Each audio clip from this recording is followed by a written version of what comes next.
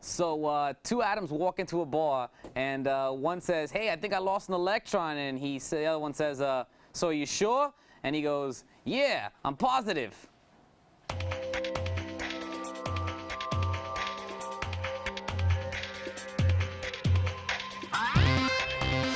All right, so check it out. Apex makes a ton of cases. Usually the ones I've seen from them in the past that I've used have been mini ITX cases and micro ATX cases, so they're very small. And this is actually the first mid-tower ATX case that I've seen from them. Now this is called the Amoris, and basically it's all black, steel framed, plastic outside case, and it's actually pretty decent. It's got some nice features. The front is definitely interesting in the way it opens. It opens like that. It reminds me of Star Wars or Star Trek, I'm not sure. Big 140mm fan up there in the front. As you can see right there, it does have two 3¼ inch bays.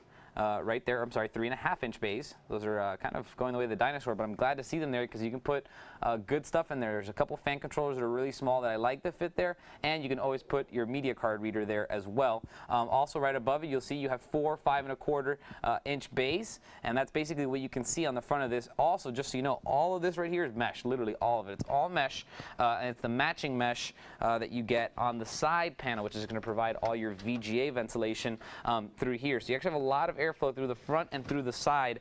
That means your exhaust fan is doing a lot of work, and that front intake fan is doing a lot of work as well. Now, the input and output on this thing would be up here at the top.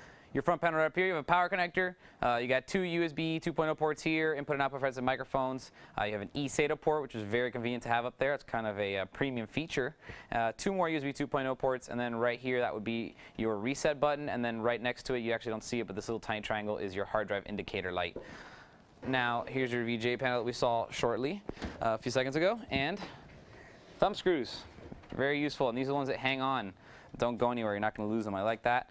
Side panel fits on very well. Came right off with no effort, no issues, and it seems to line up too when you put it back. You will notice that over here at the top back, you do have two water cooling holes, even though they are not seeming to be cut. I guess it's a good thing for now. You can leave them uncut. You will notice they have a 120mm exhaust fan. This does use a top-mounted power supply. Input-output shield goes here, and you do have 7 expansion ports down here for PCI expansion cards, as well as having a lot of interesting meshing here for letting hot air out of your VGA. Now, one of the most interesting things in this case is that I saw definitely something I've never seen before is this little button right here.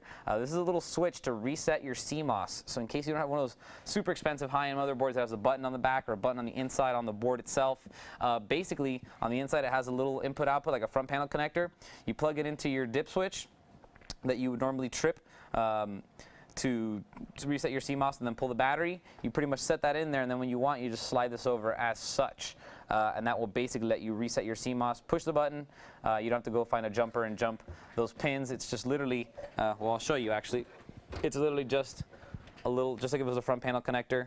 You have 2 little micro switches, and you set them up on each pin, and then one is to jump and one is to regular default settings. So very, very cool. It also gives you, this is the actual fan plug, Molex, for this fan back here, and they come up through the top, up around, and then here, so they can go directly into your motherboard. The other one can keep going. All your front panel connectors are right over here. You will also notice that you do have toolless, just about everything. These 3.5s are toolless. The 5¼ are toolless, and the 3.5-inch hard drive bays are also toolless completely. Basically, you just put in your hard drives right up in here, slide them in, and you're good to go. So really nice overall design. Now, just as far as letting you know what works in here and what doesn't work, this does take micro ATX and ATX motherboards and power supplies. So basically you can do the small stuff or you can do the full size stuff. It's really up to you. They will both fit in here, and there is good enough ventilation to run a multiple GPU setup, but this is probably more oriented to your business user or your simple gaming setups, and it is again very affordable and looks pretty decent. So good stuff from Apex. If you have any questions, feel free to email me, and I'll see you guys next time. For more information on the Apex Amoris 6010 ATX Black Mid-Tower case, type in A355-2017 into the search engine of any of these major retailers. For Computer TV, this is Albert.